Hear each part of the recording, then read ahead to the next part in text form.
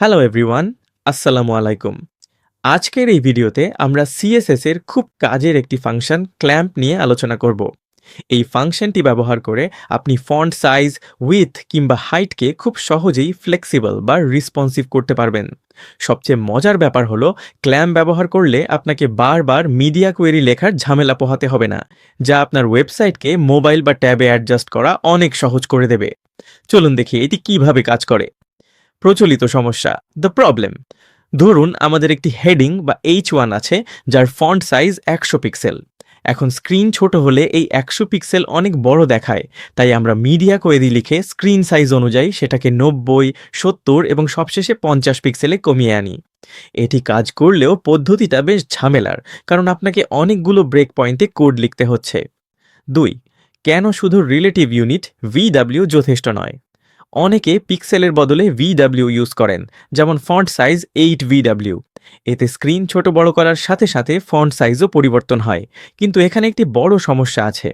খুব বড় স্ক্রিনে যেমন 1920 পিক্সেলে হেডিংটা অনেক বিশাল হয়ে যায়, আবার খুব ছোট স্ক্রিনে যেমন 330 পিক্সেলে ফন্টটা এতটাই ছোট হয়ে যায় যে পড়াই যায় না। সমাধান, সিএসএস ক্ল্যাম্প ফাংশন। এই সমস্যার সমাধান হলো সিএসএস ক্ল্যাম্প। এটি 3টি আর্গুমেন্ট নেয়। মিনিমাম ভ্যালু সবচেয়ে কম কত হবে, যেমন 50 পিক্সেল। প্রেফার্ড ভ্যালু সাধারণত কতটুকু থাকবে, যেমন 8VW। ম্যাক্সিমাম ভ্যালু সর্বোচ্চ কত বড় হবে, যেমন 100 পিক্সেল। কোডটা দেখতে এমন হবে: font size equals to clamp 50 pixel, 8VW, 100 pixel. এখন আপনার হেডিংটি কখনোই 50 পিক্সেলের নিচে নামবে না এবং 100 পিক্সেলের উপরে উঠবে না। মাঝখানের সময়টাতে এটি স্ক্রিন অনুযায়ী সুন্দরভাবে ওঠানামা করবে। 4. নিখুঁত হিসাব কিভাবে করবেন? আপনি যদি চান ঠিক 1600 পিক্সেল স্ক্রিন সাইজে আপনার ফন্ট 100 পিক্সেল হবে, তবে ছোট্ট একটা অঙ্ক করতে হবে। 1600 পিক্সেলের 1% হলো 16, তাই 100কে 16 দিয়ে ভাগ করলে আমরা পাই 6.25, অর্থাৎ আপনার মিডিয়াল ভ্যালু হবে 6.25VW। ভিডিওতে দেখুন 1600 পিক্সেলের নিচে নামলে ফন্টটি ধীরে ধীরে কমতে শুরু করে এবং 798 পিক্সেলের আশেপাশে গিয়ে এটি 50 পিক্সেলে স্থির হয়ে যায়। এটাই হলো ক্ল্যাম্পের জাদু। 5. কাজ সহজ করার টুল। আপনার যদি এই ক্যালকুলেশনগুলো কঠিন মনে হয়, তাহলে অনলাইনে অনেক মিন ম্যাক্স ক্যালকুলেটর পাওয়া যায়।